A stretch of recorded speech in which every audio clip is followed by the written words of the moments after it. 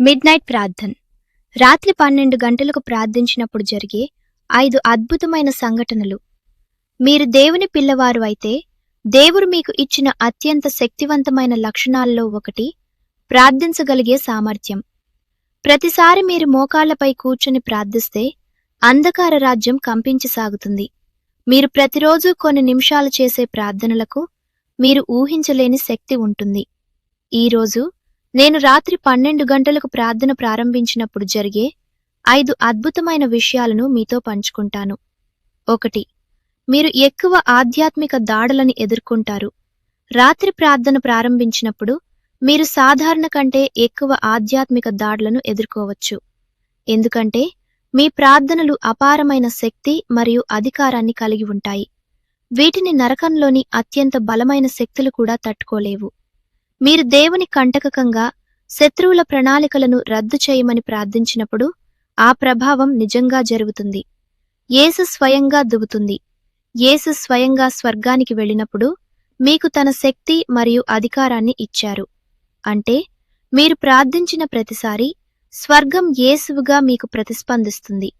రాత్రి ప్రార్థన చేయడం మరింత శక్తివంతమవుతుంది.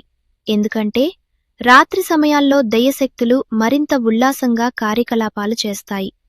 లూకా 22వ అధ్యాయం 54వ వచనంలో యేసు చెప్పారు, నేను అనుదినము మీ చెంత దేవాలయంలో ఉన్నప్పుడు మీరు నన్ను పట్టుకొనలేదు. అయితే ఇది మీ గడియయు అంధకార సంబంధమైన అధికారమును అనను. ఇక్కడ అంధకార శక్తి అంటే దెయ్యశక్తుల అధికారం. ఇతర బైబిల్ ఉదాహరణలు: యోబు గ్రంథం 38వ అధ్యాయం 12వ వచనం. ప్రార్థన ద్వారా మనం రోజు ప్రారంభాన్ని ప్రభావితం చేస్తాము. ఎఫెసీలకు రాసిన పత్రిక 6వ అధ్యాయం 10-11 వచనాలు. శత్రువు సూత్రప్రాయంగా వ్యూహాలు ఉపయోగిస్తాడు, కానీ ప్రార్థనతో మనం ఎదుర్కొనగలము. రాత్రి ప్రార్థన వల్ల శత్రువు శక్తులు మీపై దాడి చేయడం ప్రారంభిస్తాయి, కానీ ఇది మీ ప్రార్థనలు ప్రభావవంతంగా ఉన్నందుకు సంకేతం. 2. దైవ దర్శనాలు మరియు కలలు పెరుగుతాయి. బైబిల్లో రాత్రి సమయం ప్రార్థనకు మరియు దేవుని దర్శనాలకు ముఖ్యమైన సమయంగా ఉంది. అపోస్తల కార్యము 16వ అధ్యాయం 9వ వచనం. పౌలు రాత్రి కలలో మాసిడోనియా మనిషిని చూశాడు. ఇది ఆయన మిషనరీ యాత్రను మార్చింది. ఆదికాండం 28వ అధ్యాయం. యాకోబు రాత్రి కలలో దేవదూతల మెక్రి ఎక్కడం దిగడం చూశాడు. సమయం మరియు ప్రత్యేక దైవ సమయం వల్ల రాత్రి 12 గంటలకు ప్రార్థనల్లో స్వర్గపు ప్రత్యుత్తరాలు వేగవంతమవుతాయి. రాత్రి దర్శనాల 4 ముఖ్య మార్గాలు: కలలు మరియు దృష్టులు, దేవదూతల సంభాషణలు దానియేల్ 9:21, స్వర్గపు మార్గదర్శకత్వం, భవిష్యత్తు సూచనలు.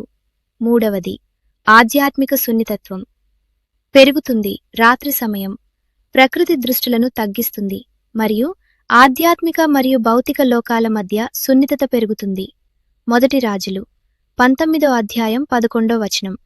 దేవుడు ఎలియాకు చిన్న గొంతుతో చెప్పినట్లు రాత్రి ప్రార్థనలో దేవుని మెల్లి శబ్దాన్ని గుర్తించగలుగుతాం. హెబ్రీలకు రాసిన పత్రిక 5వ అధ్యాయం 14వ వచనం. నిరంతర రాత్రి ప్రార్థన ద్వారా ఆధ్యాత్మిక వరాలు శక్తివంతమవుతాయి. ప్రత్యేక లాభాలు: స్పష్టమైన దివ్య సూచనలు, దెయ్యశక్తుల గుర్తింపు, భవిష్యత్తు పరిస్థితుల అర్థం. 4వది ఎక్కువ విమోచన జరుగుతుంది. రాత్రి 12 గంటల ప్రార్థన ప్రతికూల విమోచనకు సమయం. అపోస్తల కార్యం 16వ అధ్యాయం 25-26 వరకు. పౌలు చెరసాలలో సీలతో రాత్రి ప్రార్థించినప్పుడు జైలు పునాదులు కంపించాయి, అన్ని తాళాలు తెరిచాయి. యోగు గ్రంథం 30వ అధ్యాయం 5వ వచనం.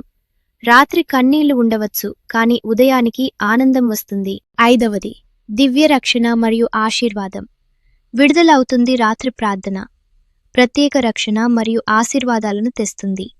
నిర్గమకాండం 12వ అధ్యాయంలో మొదటి సంతానంపై శాపం, ఇజ్రాయెల్పై రక్షణ. 2 రాజులు 19వ అధ్యాయం 35వ వచనం.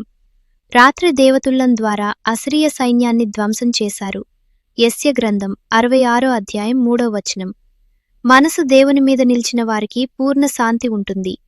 రాత్రి 12 గంటల ప్రార్థన తరతరాల శాపాలను, ప్రతికూల నమూనాలను మరియు ఆధ్యాత్మిక బంధాలను చక్రంలో నుండి బయటకు వచ్చేస్తుంది. ముగింపు: రాత్రి 12 గంటల ప్రార్థన కేవలం మరో సమయం కాదు, ఇది ఆధ్యాత్మిక ప్రాముఖ్యత గల కీర్తన సమయం.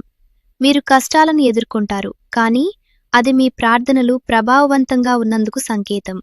అనేక బైబిల్ పాతకాల హీరోలు రాత్రి ప్రార్థనల ప్రయోజనాలను తెలుసుకున్నారు. డేవిడ్ రాత్రి కీర్తనలు, యేసు రాత్రి ప్రార్థనలు, పౌలు మరియు సీలస్ జైలు పునాదులను కదిలించడం. చివరదా మీరు శక్తివంతమైన రాత్రి ప్రార్థనలతో ఆధ్యాత్మిక విజయం, విమోచన, దైవ సూచనలు మరియు రక్షణ పొందుతారు. రాత్రి 12 గంటలకు ప్రార్థన నిజంగా జీవితాన్ని మార్చే సొంత మిడ్ నైట్